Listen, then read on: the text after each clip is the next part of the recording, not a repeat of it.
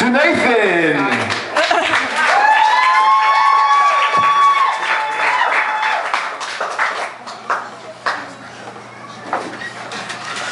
So I had a poem I was going to do tonight, but it turned out to be too long, so I wrote this one in a quick haste last night, so here we go. Also I want to shout out to Zach and Enrique, amazing poets, and everyone here, thank you for giving me this opportunity. It's a lot. We all stand together as a tree.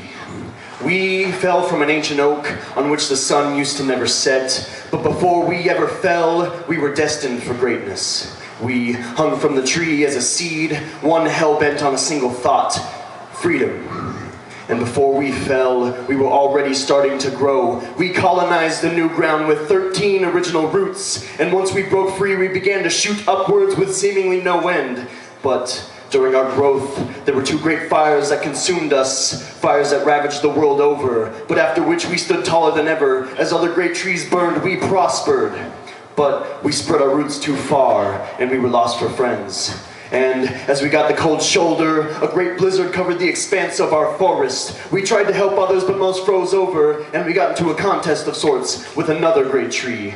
But when neither could outmatch the other, we began to grow weary of the distant other, and the two of us began to arm ourselves with the seeds of weeds ready to drop on the roots of the other at the fall of a leaf, the nuclear warfare of trees. But we grew much faster than the tree, and by our will we reached the moon. We were the tallest, most powerful tree, and all others seemed to bow to us. We grew overconfident.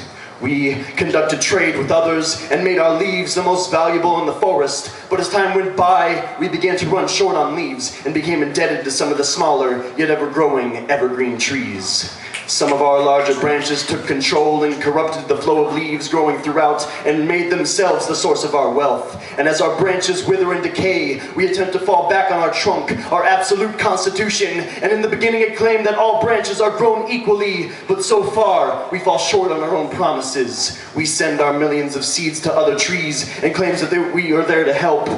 But we're there for our own lead branch's own selfish needs. We need our young seeds back with our own branches. We, the masses, need to accumulate together and form a massive limb to be more powerful than the lead branches. If we let ourselves fall, there is no going dormant. We will die. So let us try to keep on growing.